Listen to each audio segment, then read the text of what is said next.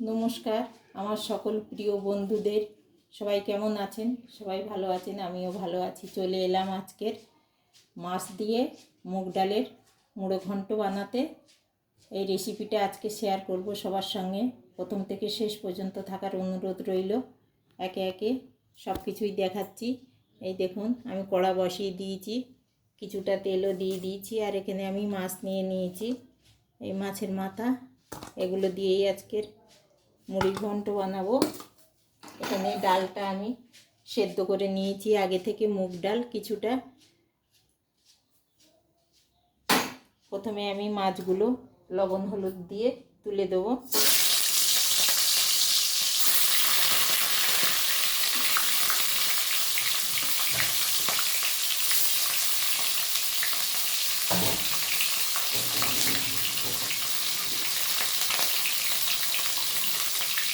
হলুদ দিয়ে দিচ্ছি, যেহেতু এটা ভাজা হবে একটু ভেঙে দেবো। মুড়োটা একটু ভেঙে না দিলে ঠিক ডালের সঙ্গে মিক্সড হবে না। এবার লবণ দিয়ে দিচ্ছি পরিমাণ মতো, দিয়ে খুব ভালোভাবে আমি ভেজে নেব মাছগুলোকে।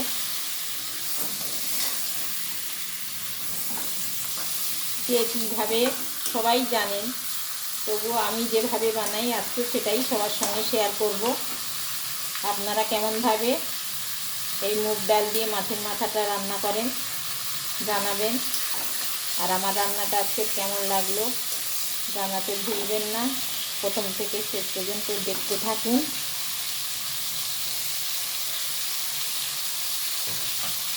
আমি এখানে মশলা নিয়েছি, শুকনো লঙ্কা কয়েকটি, কাঁচা লঙ্কা, আর নিয়েছি একটু ধনে পাতা কুচি, একটু টমেটো কুচি, একটু রসুন আধ বাটা করে নিয়েছি, কিছুটা পেঁয়াজ কুচিয়ে নিয়েছি, আর নিয়েছি কয়েকটি তেজপাতা, আর একটু জিরে গোলমরিচ আদা একসঙ্গে বেটে নিয়েছি।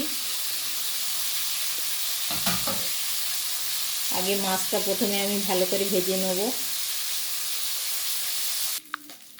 দেখুন, মাছগুলো আমার বেশ ভালোভাবে ভাজা হয়ে গেছে। আমি একটু গুঁড়িয়ে দিয়েছি মাথাটা। খুব সুন্দরভাবে মাছগুলো ভেজে নিতে হবে প্রথমে। নিয়ে আমি একটি আলাদা পাত্রে তুলে নেব। দিয়ে কড়ায় আবারও কিছুটা তেল দেবো, দিয়ে পেঁয়াজ রসুন সব কিছু মশলা দিয়ে টমেটো দিয়ে কষিয়ে তারপর ডালটা দেবো।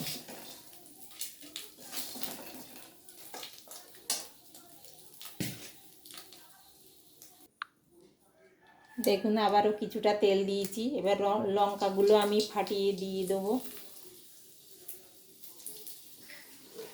পেঁয়াজের কুচিগুলো দিয়ে দেবো, তেজপাতাগুলো,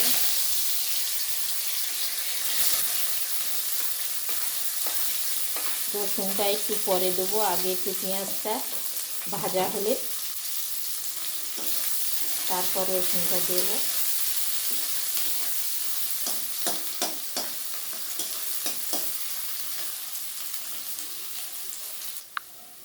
পেঁয়াজগুলো আমার বেশ ভাজা ভাজা হয়ে এসছে।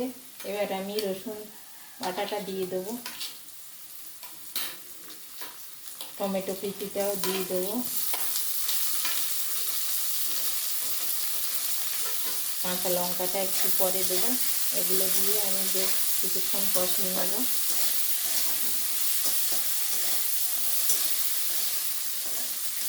কাঁচা লঙ্কা কিন্তু বেশি ভাজলে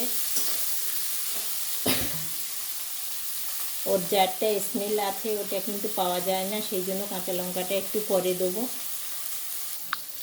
দেখুন, পেঁয়াজ রসুন টমেটো সব কিছু আমার বেশ ভালোভাবে ভাজা হয়ে গেছে। এবার বেটে রাখা মশলাটা আমি দিয়ে দেবো। আদা জিরে গোলমরিচ যেটা বেটে রেখেছি,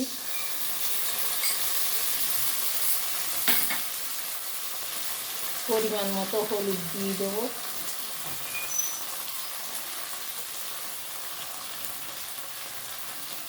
একটু লাল লঙ্কার গুঁড়ো দিয়ে দেবো,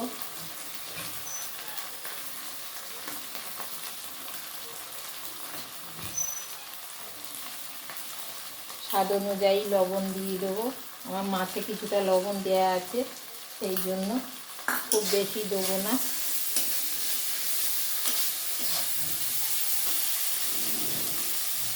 চেরা কাঁচা লঙ্কাগুলো আমি দিয়ে দেবো। এবার মশলাটা আমার বেশ ভালোভাবেই কষানো হয়ে গেছে। এবার ভেজে রাখা মাছের মাথাটা দিয়ে দেবো, দিয়ে মশলার সঙ্গে বেশ ভালোভাবে কষিয়ে নেব। বেশ মশলার একটা ভাজা ভাজা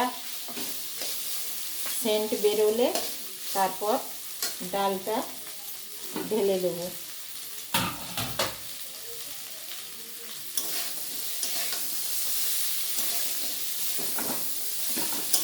বেশ মশলার ভাজা গন্ধটা এবার ছেড়েছে। এবার আমি সেদ্ধ করে রাখা ডালটা দিয়ে দিলাম। আবারও একটু জল দেবো। খুব বেশি হালকা করলে কিন্তু এটা খেতে ভালো লাগে না, সেই জন্য আমি খুব বেশি জল দেবো না, পরিমাণ মতো জল দেবো।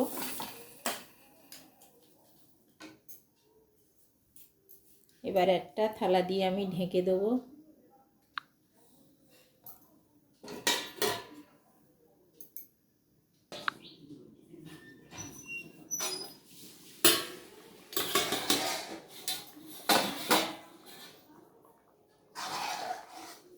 আমার হয়ে এসছে প্রায়, আর একটু ফুটাবো। অল্প একটু চিনি দিয়ে দিলাম, খুব বেশি না, যেহেতু মাছের মাথা দেয়া আছে। এবার ধনেপাতা কুচিটা দিয়ে দেবো, আর দেবো কিছুটা গরম মশলার গুঁড়ো,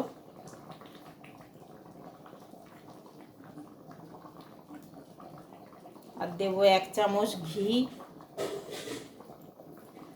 কেউ যদি ঘি না পছন্দ করেন দেওয়ার দরকার নেই, অনেকেই হয়তো ঘিটা পছন্দ করেন না। আমাদের আবার একটু ঘি সবাই পছন্দ করে, সেই জন্য আমি এরকম রান্নায় একটু ঘি ব্যবহার করি।